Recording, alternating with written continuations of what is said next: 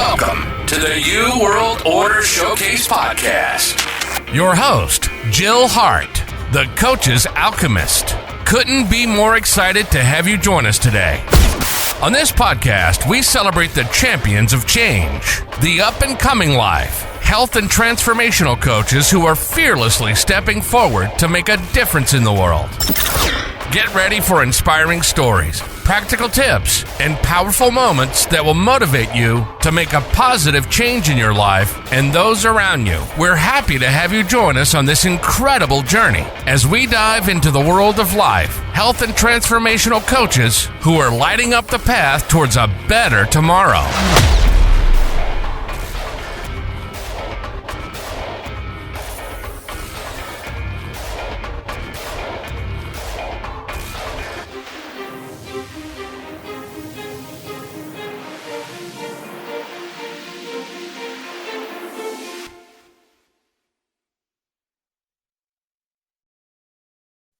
Hi, and welcome to the U World Order Showcase Podcast. Today, we're speaking with Shauna Jenks.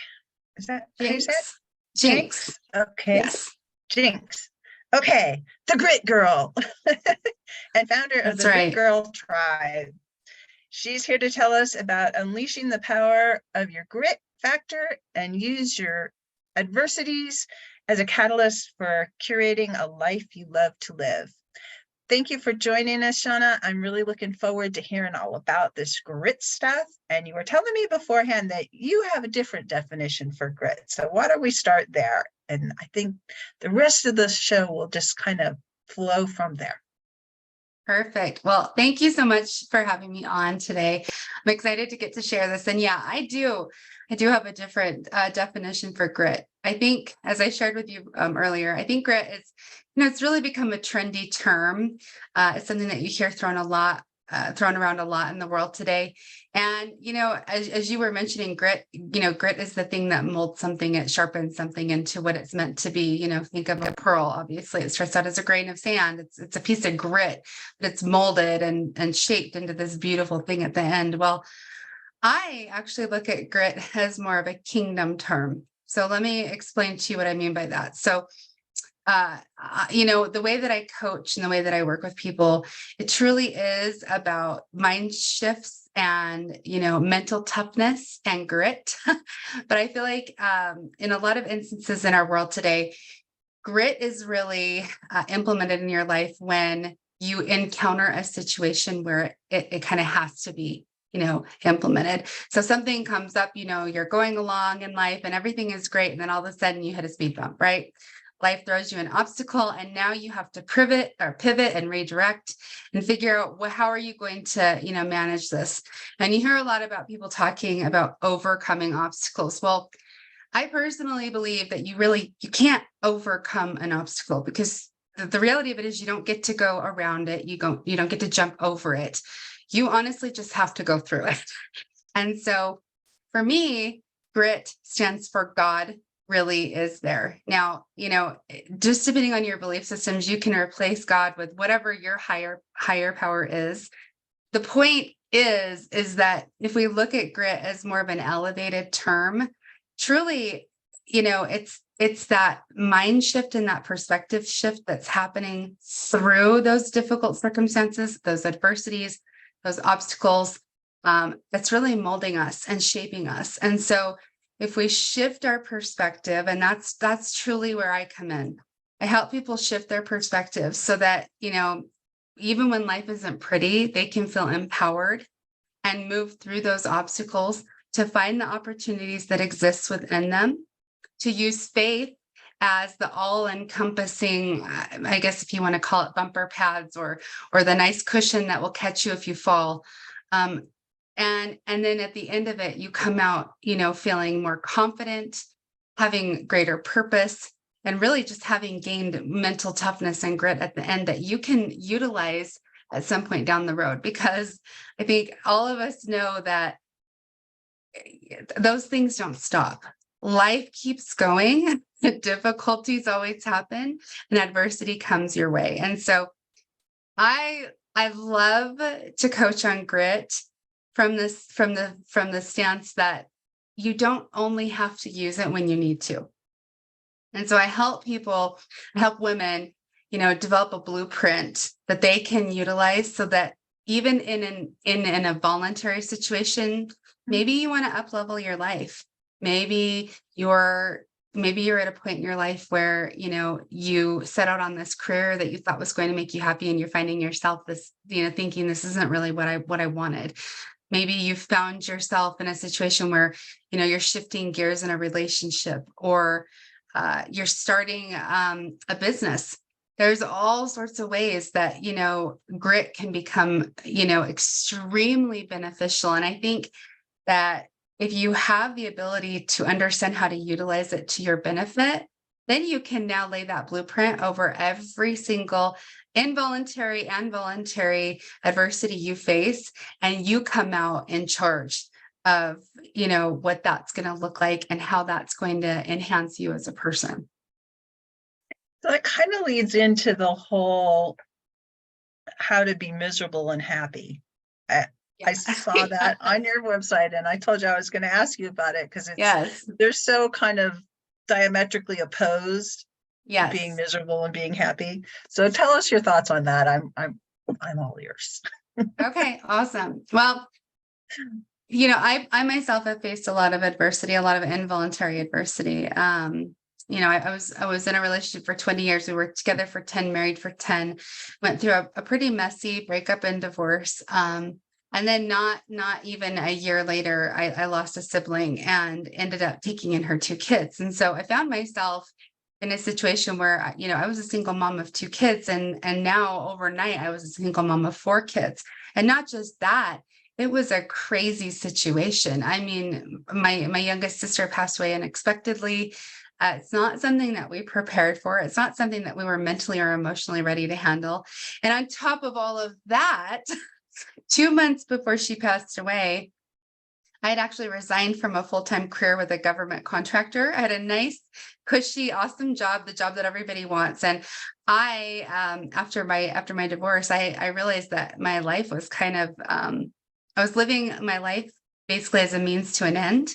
I don't know if that makes sense, but essentially it's totally makes sense. I had done all these things that the proverbial they says will make you happy. Went to college, got the degree, got married, had kids, built myself up into this career that everybody said, this is the place that if you work here, you make this money, you have these benefits, this is what's going to make you have happiness in your life. And I found myself absolutely miserable. And so a couple of months prior to my sister passing away, I actually had resigned from this position to go do a multi-level marketing company full time. And so I found myself a single mom of 4 kids overnight, now solely relying on a commission-based company to provide our income. And it's not like I'm not a trust fund baby. I don't have, rich parents. I don't have a lot of friends and family. I didn't come out like a bandit out of my divorce, or it was nothing like that. Like I truly was my sole support system. And it was me and God 100% all the way. And so, for me, I had to learn in a situation that, I've been told by many, I don't know because I know it, I lived it, but I've been told by many that a lot of people would have given up. A lot of people wouldn't have been able to make it through. It would have completely floored them in their life. But because of the situation, because of these children that I had been gifted with, and I had the opportunity to try to make a difference in their life, I didn't feel like I had a choice. Of course, I always had a choice, but I didn't feel like I had a choice to just stop and quit. And as I'm sure you probably can relate to, I would imagine all of the listeners can relate to this, but when you're going through turmoil in your life, when your trajectory has completely shifted gears beyond anything you could have ever even comprehended, it is very difficult to keep a positive attitude. It is very difficult to maintain that sense of self-worth and confidence and belief that anything can work out. So I had to really learn how to navigate my mindset so that when those negative thoughts tried to take over, and trust me, in that year, in that situation, it was probably a minute by minute battle. But I came up with a term that I coined called mental surfing. And ultimately, and it's something that I teach my clients, but ultimately it's as you are working through this adversity, as you are, working on trying to, in a lot of instances, overcome yourself. The world is going to happen, but it's up here that you have to be attentive to. Right. It's super important to constantly be aware of all the positive that's happening in your life. And so I really became a master of, okay, in this very second, this thing is happening that is making me not feel good. But at the same very second, I have this thing over here that I'm very, very grateful for. And so what started happening, and it was a chore in the beginning. It's not something that's easy or for the faint of heart.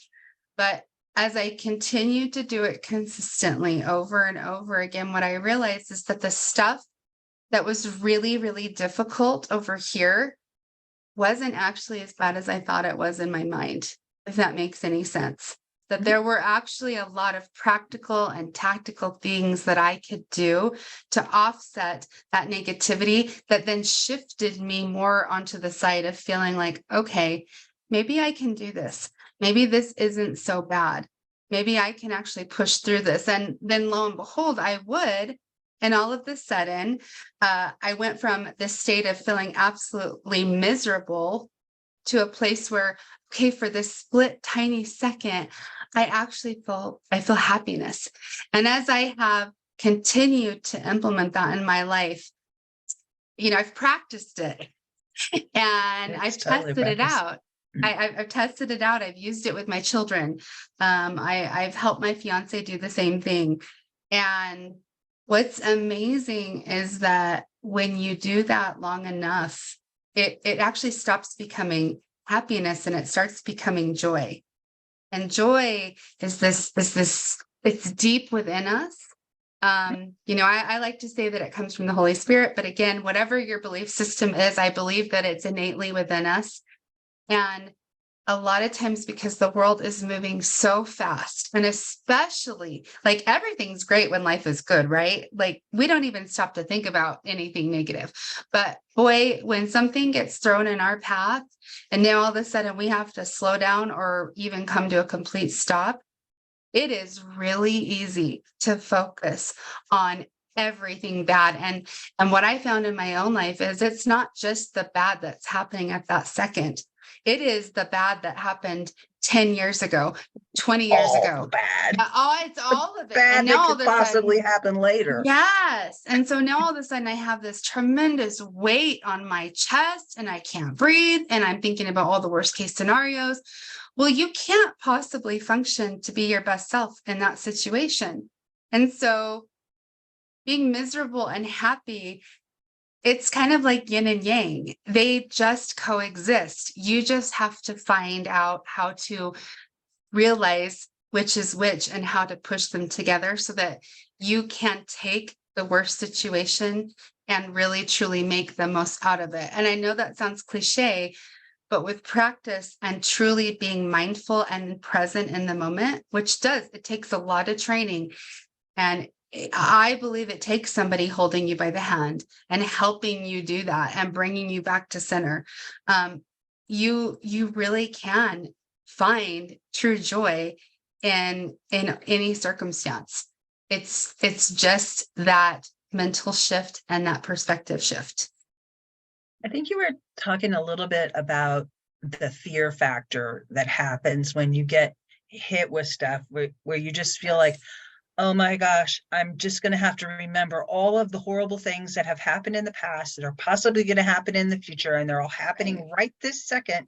And when you get stuck in the fear factor, you can't make rational decisions. It's just like you're constantly letting your mind be bombarded with all these negative thoughts that don't allow for the creative part of your brain to work and move you forward, because there's always a next logical step. No matter what is happening to you in your life, if you can just slow down, you can see that there's a next thing that you need to do that'll move you towards whatever you're trying to accomplish. But it's so easy to get stuck in fear. And I think you have 7 ways to crush fear.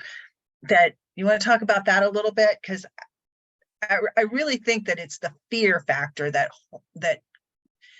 crushes people. They just get stuck in it. It's really easy to be trapped in it and not find your way out. So yes. Yeah, no, 100%. And so I actually have a program called Find Your Grit Factor. It's a 90-day program. And this is literally what we walk through for the entire 90 days is it's gaining that resilience. It's building that mental toughness muscle so then now we can take that, now that we've strengthened it and we've built it up and we've kind of come up with this blueprint of your toolkit.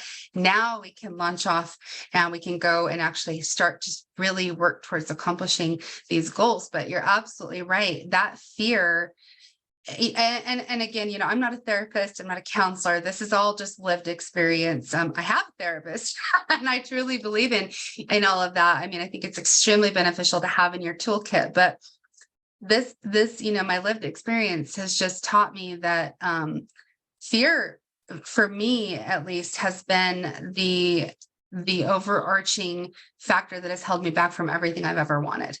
And it's always been the case. I can look back even being, as young as kindergarten, and I can see where fear was this ugly little culprit that kept me from doing things that I really had, every ounce of ability to do. I was just scared.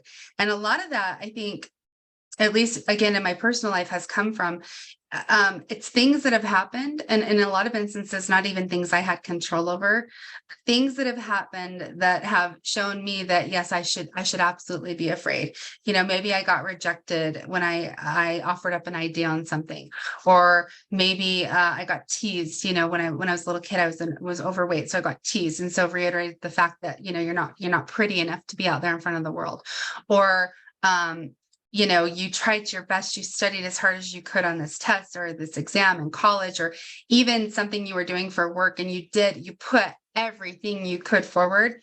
And then the feedback or the grade or whatever you got back was far less than what you had anticipated. And so we have these things happen in our life, right? And then we have evidence to back up, to prove to us that, yeah, see, we're not capable. See, that didn't work out. And so then what happens is now every time you set out to go do something new, all these little ugly what ifs start creeping in. And those beliefs, that belief system, those thoughts, they lead to beliefs about ourselves, beliefs about other people, beliefs about whether something is actually, can actually happen or would actually turn out beneficial for us, which leads to feelings. And ultimately that leads to action, right? And so if we can go back to the root of where that fear is kind of stemming from, and that really truly, I believe, comes to being present in the moment. It's not thinking about what happened to you in the past or projecting that into the future, because that's fear. That stops us in our tracks. But if we can truly be present in the moment, and it's a little bit even of that misery and happiness, combination. But if we can truly be present in the moment, and like you said, in a lot of instances, that's just stop. Just do something to stop and bring yourself back to center. Ground yourself. And so, breathe. So I do have a complimentary gift I actually want to offer to your listeners. It's called the 7 Ways to Crush Fear. And it's 7 very simple. It's not rocket science. That's the thing. This isn't rocket science, but we get so caught up in our own minds and we limit ourselves. Taught. No, we're not taught these tools in school when we're young, when we really. No. How much further as a species could we be if we learned some of this stuff? Oh, absolutely. People are stopped from being the creative, powerful human beings they were designed to be. Yeah. Yep. And I think it's even further cemented by there's so much conditioning as to what happiness actually looks like.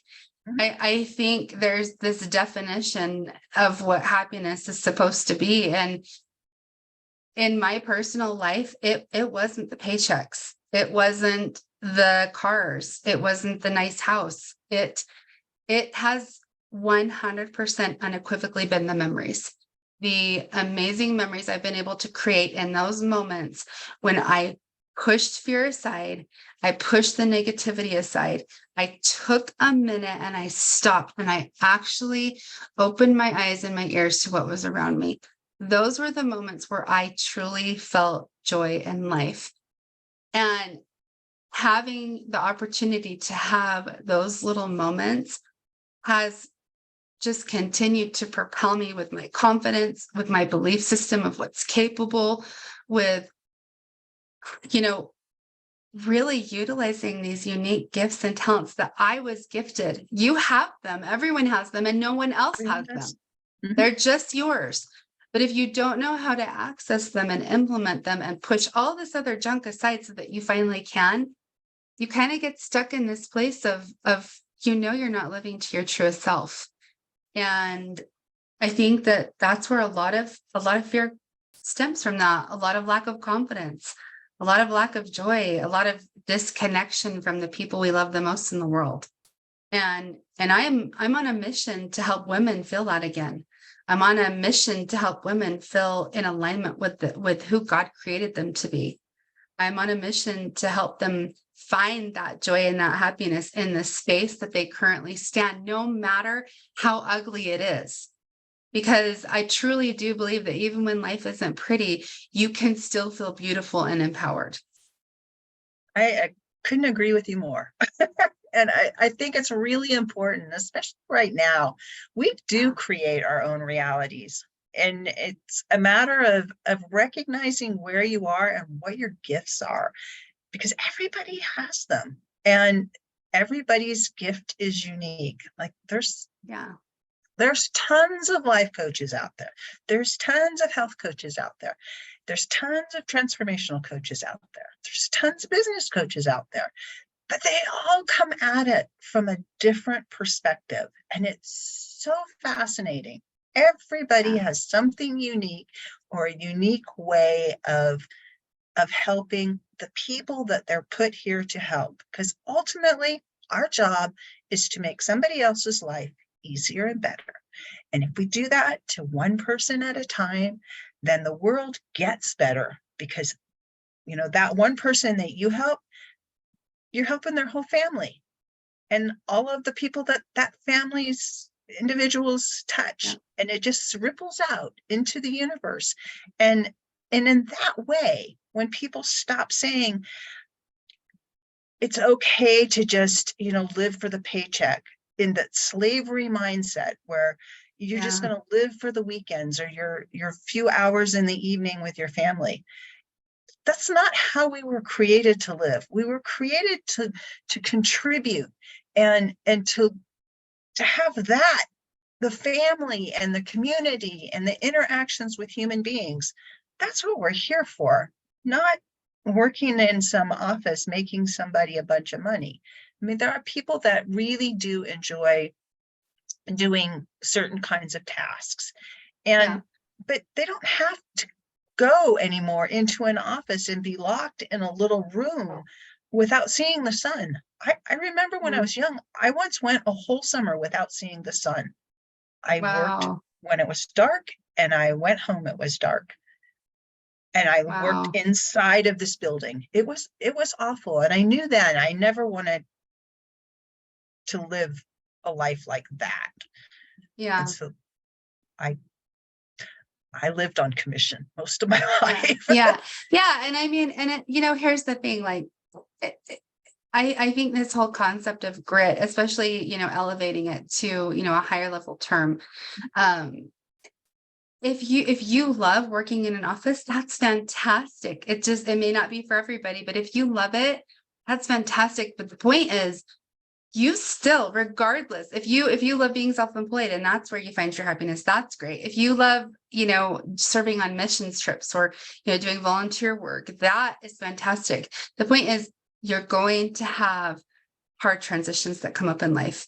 And some of them you can't do anything about, you can't control them. And some of them you actually want, because you maybe in that office setting, you want to rise up to a leadership level, or maybe you actually want to completely shift gears and go into a completely different department.